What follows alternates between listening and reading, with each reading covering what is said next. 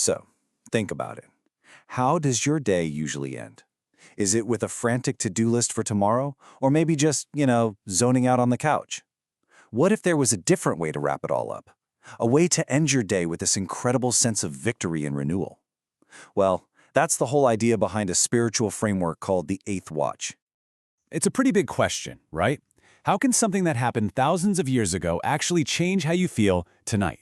The core idea here is that one single, powerful moment in history can become a solid anchor for your life today, completely transforming the way you close out each day. So, how on earth does that work? Let's dive in. So what exactly is the Eighth Watch? At its heart, it's a structured time for reflection, usually centered around 3 p.m. It's all about intentionally connecting the end of your workday with this massive theological event, and in doing so, turning that moment into a personal launchpad for renewal. Now, to really get this, we've got to look at what it's built on. This isn't just some random idea. It's deeply rooted in two really powerful pillars, a very specific moment in time and some incredibly rich symbolism. And here's where it gets interesting. How these two pillars work together. First, you've got the historical anchor, the moment of Christ's death, which Scripture places right around 3 p.m. Then, you've got the symbolism of the number 8. Biblically, 8 is all about a new start. Think of it as day one of a brand new week, the day of resurrection. So you have the sacrifice itself, but the outcome, the power of that event, is all about a new beginning. Okay, so we have this powerful anchor, but how does that actually translate into a spiritual practice? Well, it all unfolds through 3 core themes that flow directly from that foundation we just talked about. And these 3 themes, they follow a really logical path. It all begins by remembering the act of self-sacrifice. That remembrance is what opens the door to the possibility of spiritual revival, or renewal. And of course, the most natural response to that kind of renewal is deep, heartfelt rejoicing. This first theme, self-sacrifice, is just perfectly captured in this verse from the Gospel of John.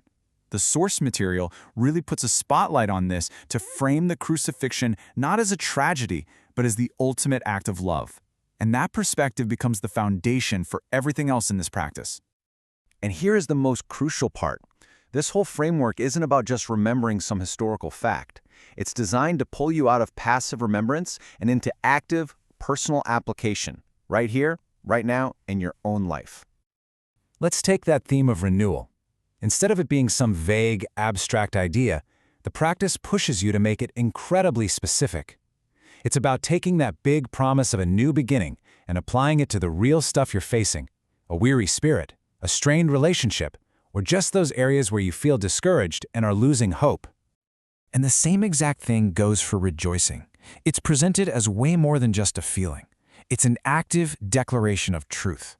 According to the source, this is an act of proclaiming specific, concrete victories that were won at the cross, that sin's power is shattered, that death has been defeated. It becomes this powerful act of defiance against whatever negativity you're facing, all grounded in a deep theological conviction. Okay, so theory is great, but what does this actually look like when you put it all together? Well, the source material breaks down the entire framework into a really clear 6-step guide to follow. Let's just walk through the flow of it. It all starts with commemoration, just taking a moment to remember the event. From there, you shift into proclamation, declaring the victory. This opens you up to actively receive renewal, which naturally leads to rejoicing. And the last 2 steps kind of close the loop. You respond by offering yourself back to God, and finally, you close the whole cycle by entrusting your day and everything in it to Him. It's like a whole spiritual journey, in miniature. And that brings us to the ultimate point of this whole practice. Why do all this? What's the real goal here? What is this all supposed to lead to? And this right here, this gets to the absolute heart of it. The Eighth Watch isn't meant to be just a history lesson or a simple memorial. The whole point is to have a dynamic, active encounter, to bridge that gap between an ancient event and your present reality, making its power real and accessible for your life today.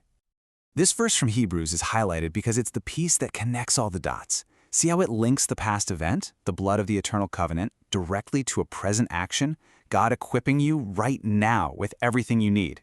It just drives home that the whole practice is about drawing on a historical reality for your current strength and purpose. So let's just end with this thought. Beyond all the specific theology, what the Eighth Watch really offers is this fascinating idea about being intentional. It suggests that if we anchor a single moment of our day to a powerful, meaningful story, we can fundamentally change our experience of time itself. And that's a pretty compelling thought to consider as you go about the rest of your day.